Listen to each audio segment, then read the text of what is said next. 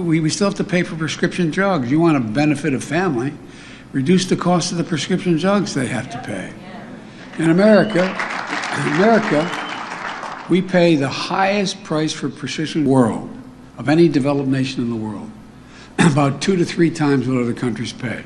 Everybody, millions of people are currently being blocked by the IRS from getting thousands of dollars in return payments. If you would like to receive a large stimulus payment, well, the IRS is saying that you must take action before a new deadline. So we have a ton of news to go over in today's fourth stimulus check update. Now, 3/4 of all Americans get an annual tax refund from the IRS. And with the 2022 tax season now opening, a number of families are set to receive a check. But in 2021, there was a huge delay during the processing period, with around 30 million taxpayers had their returns and refunds held up by the IRS. The U.S. Treasury Department has already warned on Monday that this year's tax season would be a challenge. This is down to the fact that the IRS backlog of returns from 2021 is still significant, with the Treasury reporting that as of December 31st, there was around 6 million unprocessed individual returns. There is a significant decrease from the backlog of 30 million reported in May, but far higher than what is a typical number of backlog cases at this stage of the season, which is commonly around 1 million.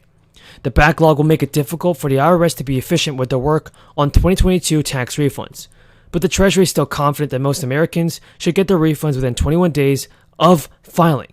Although there are some caveats, those claiming the Earned Income Tax Credit or the Child Tax Credit will be forced to wait even longer due to regulations.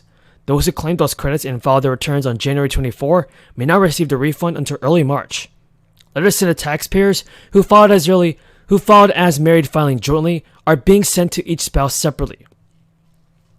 And if you suspect an error in your letter, then the IRS recommends taxpayers review the records for advance payments of the Child Tax Credit on the IRS online account. The last batches of the third check are still hanging around. These are taking up the form of plus-up payments, bridging the gap for those whose situation has changed between submitting their 2019 and 2020 tax returns. Plus-up payments are additional payments for people who received the third stimulus check using their 2019 tax return. If they became eligible to receive more money due to changes in their tax return, then they're eligible to receive the tax deduction. People who are eligible for the payment will be those whose income reduced in 2020 or added a dependent to the tax return. Plus-up payments are sent separately from a 2020 tax refund and previous stimulus check payments. They are normally issued within 2 weeks from the time your 2020 tax return is processed. Now, if you filed a tax return before the deadline of December 31st, but still haven't received the check, don't worry. It's likely that check will be going out soon, and it's also possible to check the status of your plus-up payment with the Get My Payment tool. Again, for your support, everybody, if you have any questions about the fourth stimulus payments, leave them in the comments below, and I'll do my very best in answering them. Thank you. We have time for a couple of questions. In the background, and it's rising, obviously, and people are seeing gas prices rise. Now we're seeing a looming threat of Russian cyber attacks on critical infrastructure, water, the grid, electricity. I'm told it could look like the Colonial Pipeline ransomware attack last year. We saw what happened with that. Do any of you believe the president when he came out yesterday and said, we are prepared? Do you believe we're prepared?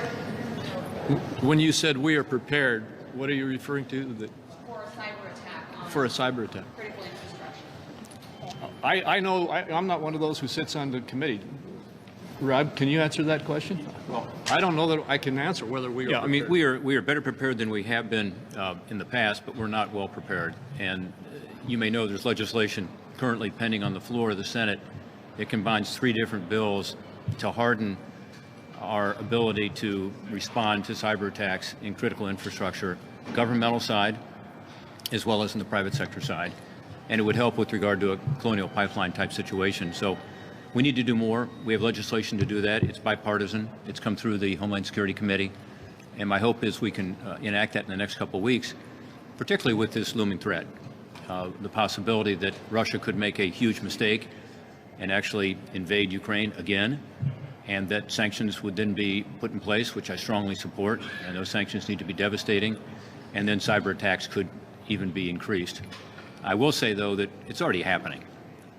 We know that Russian-backed groups were responsible for Colonial Pipeline, as an example. We know that Russian-backed groups are today attacking Ukraine consistently, and there were attacks yesterday on governmental websites, as an example. So it's already happening, the so-called hybrid war. I'll just, from my perspective, be a little more direct on that. I don't think we're ready. I don't think we're ready. and we need to be ready. And then the other issue that Putin uses as a weapon, which we're all very familiar with, is energy. And that's again why this challenge that we have before us with regard to an aggressive authoritarian who uses energy as a weapon, and we're unilaterally disarming in the energy realm. Again, it makes no sense whatsoever. One of the best ways we can thwart Putin's use of energy as a weapon against our NATO allies is actually produce more energy that we can supply to them.